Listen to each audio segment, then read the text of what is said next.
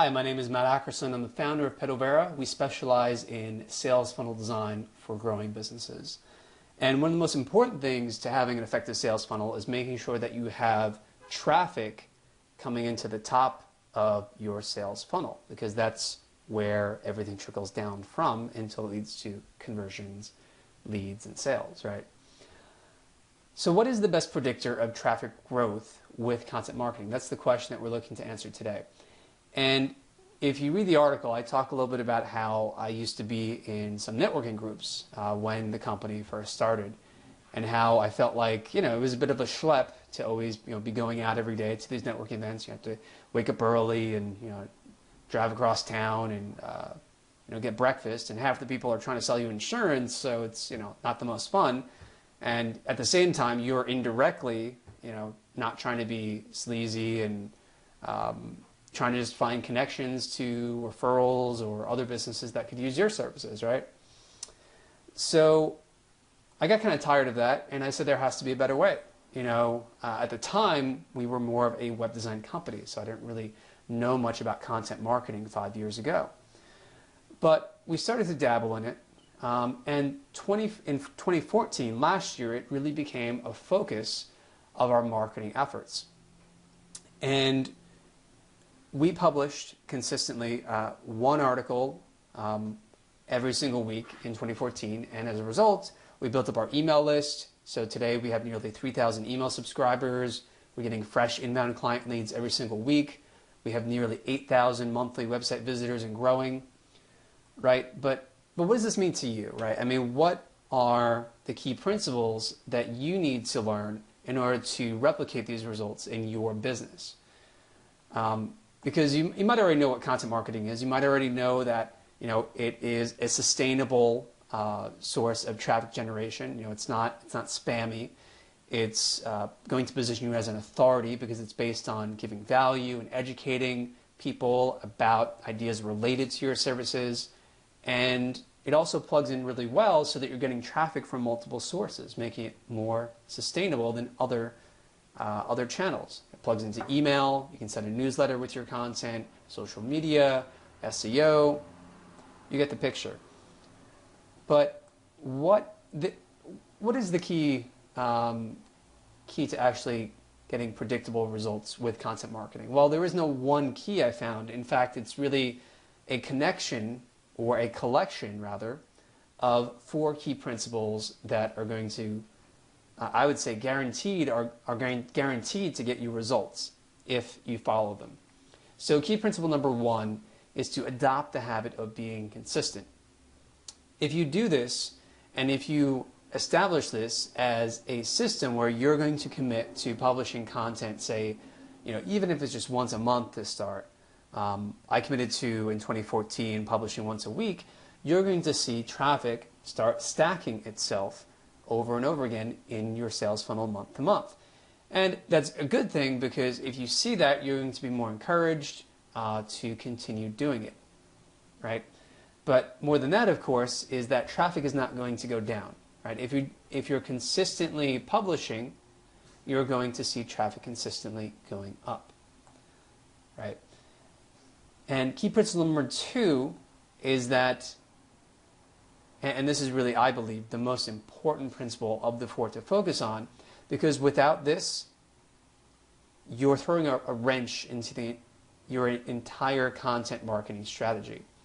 And that key principle is an emphasis on quality. Quality is extremely important, because without quality, if you go to promote your article, or if you're publishing consistently, or if you're trying to scale up your marketing operation to get you tens of thousands of visitors, you're going to fall flat on your face, because people are just going to ignore you. Like, they don't want to read content that is low quality, that is not engaging, that is not talking about things that they're interested in, right? So for that reason, the first step to ensuring quality is to make sure that you pick a target reader to write for, and make sure you do your homework to guarantee that you're giving your audience what they actually want. One of the best ways to do this, by the way, and I've written an article on this called How Pumpkin Hacking Guarantees You Free SEO Traffic. I highly recommend it. Frankly, I love the idea of pumpkin hacking because it's all about focus, something I'm really big on. And what pumpkin hacking is all about essentially is finding what content that works and stop or cut off writing and creating content that is not working. And essentially that's it. But you can read more about it and why it's actually called pumpkin hacking in this other article. The second key point is that you generally want to establish, to maintain quality, a set formula that's going to get you results. You want to test it and continuously refine it and just keep building on it because your quality is going to get better and better, and that's going to lead you to better results once you get to the promotion phase. That brings us to key principle number 3. You need a content promotion system. Without a content promotion system, you're basically going to be publishing to crickets, right? Now, other content marketing experts agree with me on this point. Derek Halpern, Neil Patel, Brian Dean. Content marketing without promotion, that's like 50% of the equation, so you really can't leave it out. And as I see it, there are 3 key levels to promoting your content effectively. The first one is probably the most obvious. This is where you're promoting it to your email list, you're sharing it on your existing channels like Twitter, Facebook, LinkedIn, Google+, etc. Second tier promotion deals with scheduling the content to be reposted for maximum exposure, coordinating with others on community article networks like Reddit or inbound.org where you're voting the articles up or down, and other niche websites and forums. Now the third level is really the most time consuming because it deals with building links and outreach on a more personal one-to-one level, and that's going to take you the longest amount of time. But let's say that you just do the first 2 to start. You do the first and second levels of promotion. You're going to be in pretty good shape just by doing that alone, and then you can build upon that and eventually get to the third level of promotion where you're actually doing outreach for links and coordinating more directly with influencers. Something to mention though on the second point for second tier promotion, where you're scheduling your content to be reposted for maximum exposure. Essentially, you're looking to get more mileage out of each piece of content, right? So here's a chart from CoSchedule, which is pretty useful. Let's pause that there. And you can see here, although I don't think the metrics are too accurate for second mention and third mention in terms of the number of clicks, I think that it's still instructive, and I can tell you from experience that it does get you more traffic to continuously promote content that is either performed well or that your audience would benefit from hearing about, so that you're not just promoting on day 1, you're continuously promoting throughout the rest of the day or week, depending on the channel, right? It has to be in context. For example, you wouldn't promote more than once in the same day on Facebook, but you could do that on Twitter. Usually because on Twitter, a very small fraction of your audience is going to see it in the first place if you just tweet it once. And in addition, Twitter is kind of a continuous stream where it's all real time and people are just kind of tweeting, unlike Facebook where it's curated and they might actually penalize you for posting the same article twice in the same day. That brings us to key principle number 4, which is frequency. So once you have quality down, once you're publishing consistently, once you are promoting, you have a content promotion system in place, you want to pull the final lever and work on this 4th principle, which is frequency, increasing the frequency with which you publish, where you're publishing, say, multiple times per week. And I wrote a complete article on this topic as well. How does content quality increase your traffic? A data-driven answer.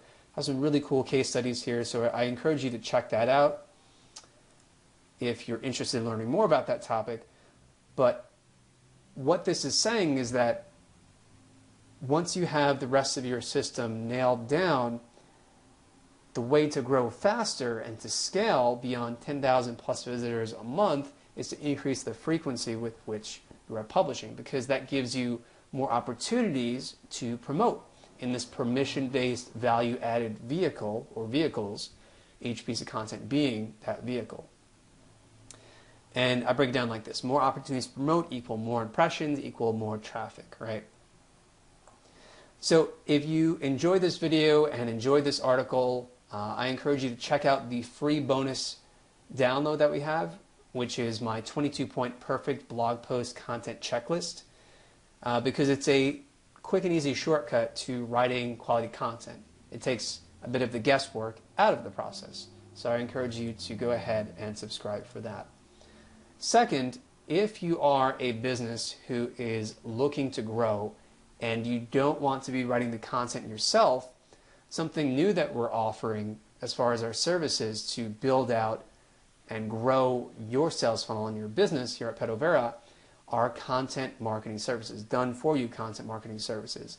So if you're interested in that, go ahead and use the Contact Us link here at the bottom of the page to reach out to us and schedule a consultation. We can talk more about how our formula works, how it can work for your business, and see if there's a fit there so that we can help you to grow, get more leads, and get more sales for your company. So thanks a lot for watching, and if you enjoyed this article, please consider sharing it with friends on Twitter, Facebook, LinkedIn, and Google+. As always, thanks for watching.